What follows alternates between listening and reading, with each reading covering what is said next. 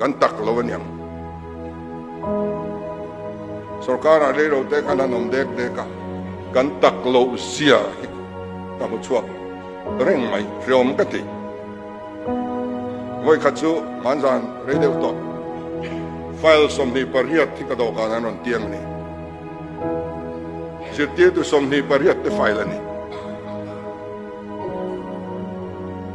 appointment letter lem mga appoint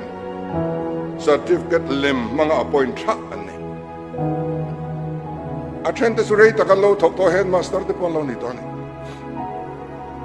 zan khata Zirtirtu somni pariat ban na order kan sign mai chu a rom ka ti khop song zinga chuan milar taktak NGO wa ko thana roi tu ten telesin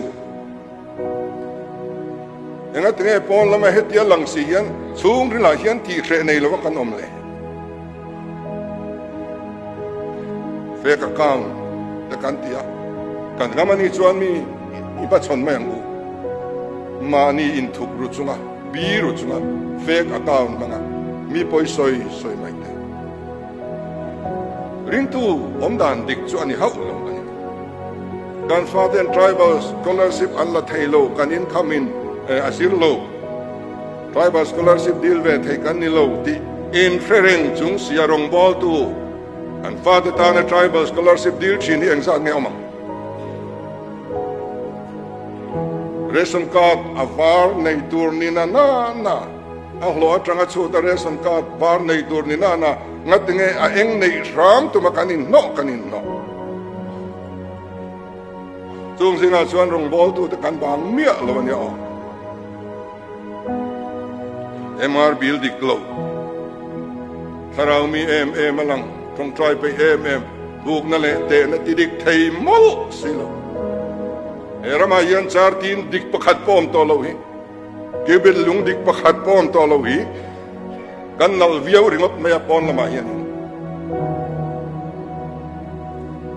ser thung triak supply to tinana na ser trok triak supply tlat rong bol tu contractor supplier ven ring ngai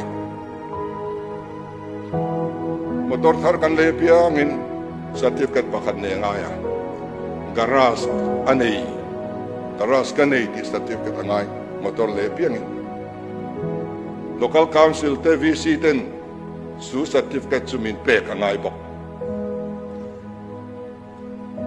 garage kanei ti zong hian nei takila traffic jam hi om mi alofang kong sira motor park so zong kan NGO te kan ko ran rong bol tu poi mo te annesin enga tinge do tan se so chani so wang chani lali swai local sengin min nol ve le mai o mga oti ka ngai to thin